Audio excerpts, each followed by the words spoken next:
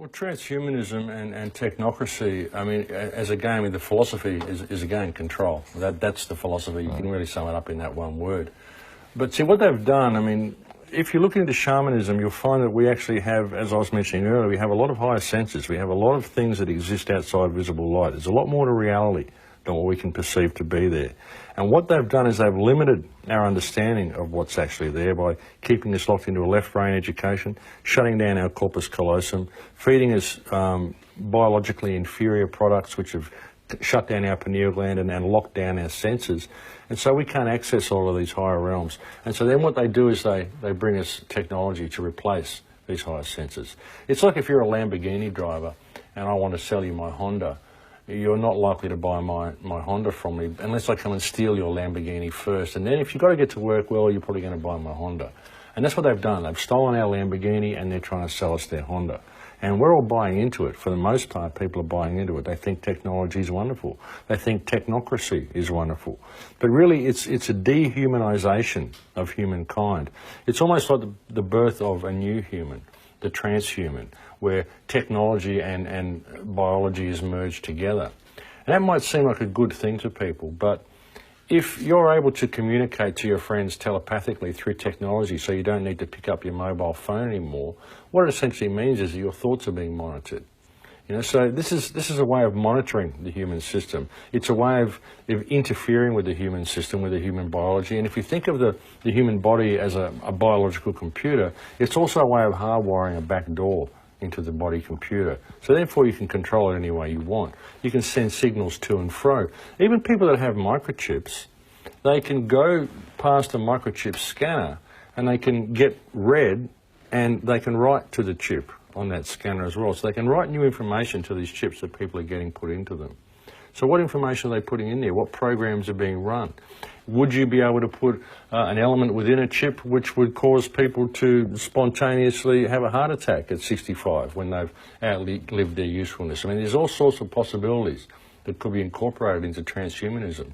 And I believe that the way transhumanism is being implemented is from the inside out.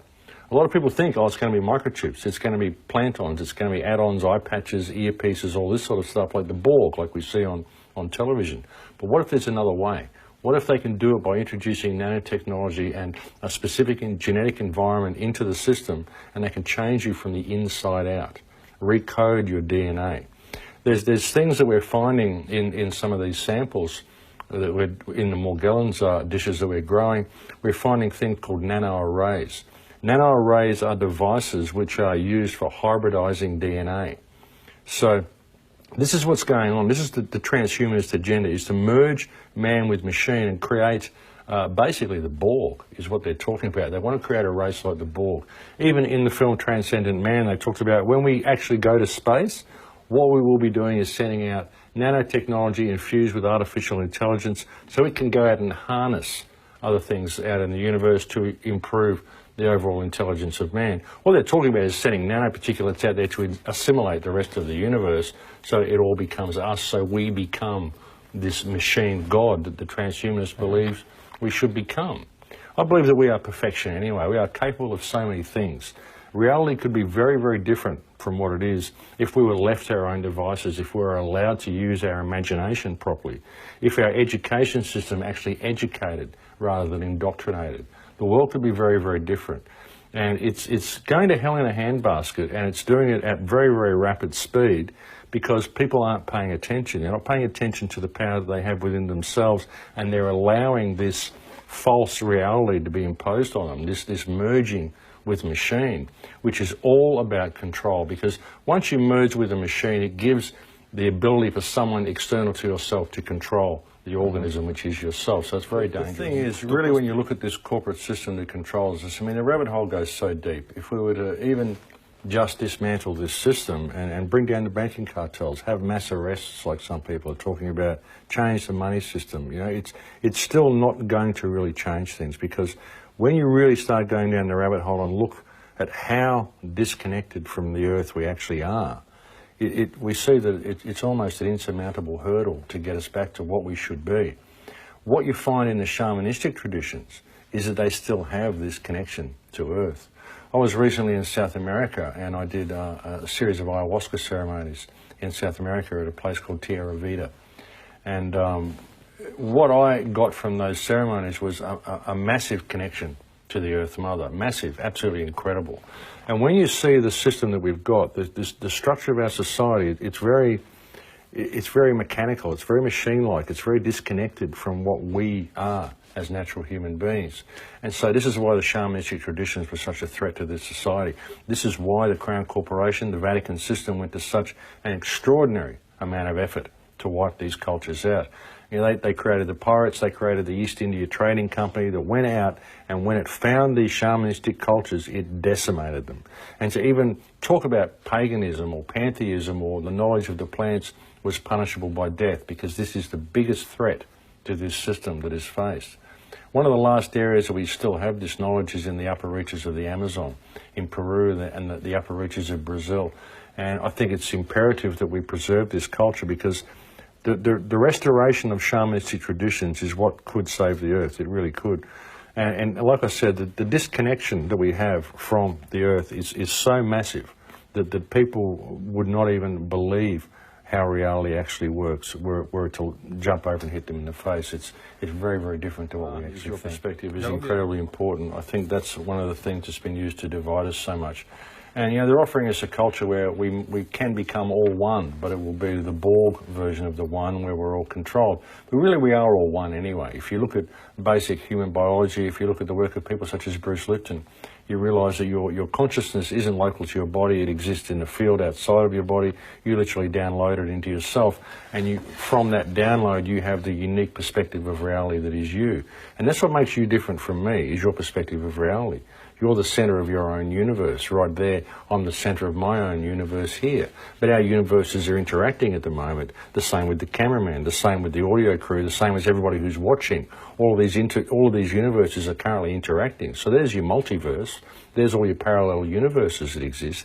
Each one of us is the centre of one of these universes. And what makes you unique is your perspective. No one else will ever have the perspective of reality that you have. And that's what makes you perfect. Because you're perfect at being yourself, which is what you came here to do. And what you're here to do is to experience yourself, to find yourself, to experience what you are and what you are capable of, and see what the legacy is that you leave behind. So that's your purpose in life, is to leave behind a legacy. How did you improve the world by your presence in it?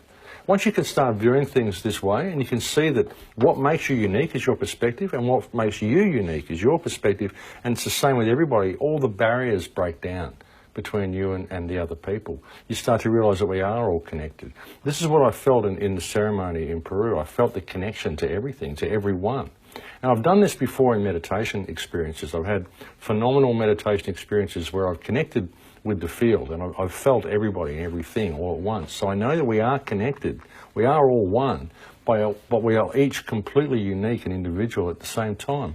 And it's easy that we can be both of those things, which may seem very opposed to each other, but it's easy for us to be those two things when you really understand how reality works. You really have to change your diet. People consume far too many toxins. They don't realise that they are.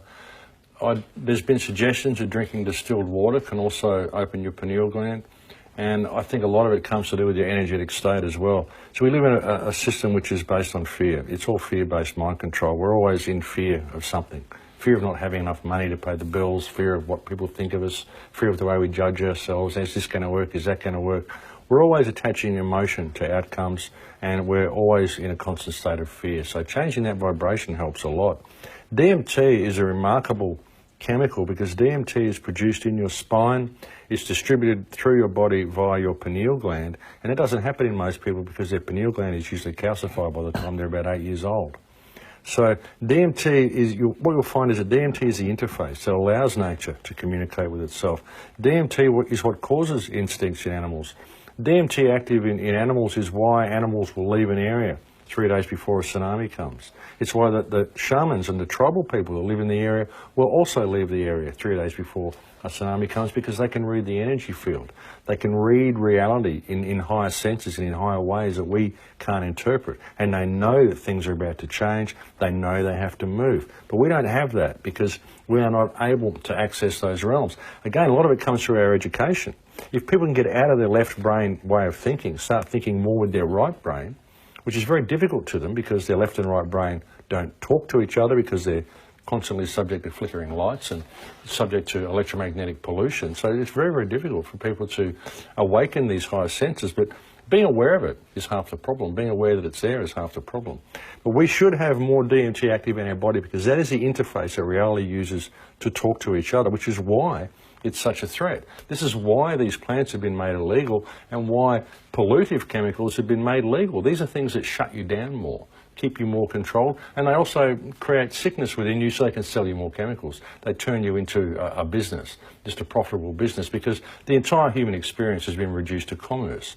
And we need to get out of that. We need to find ourselves again.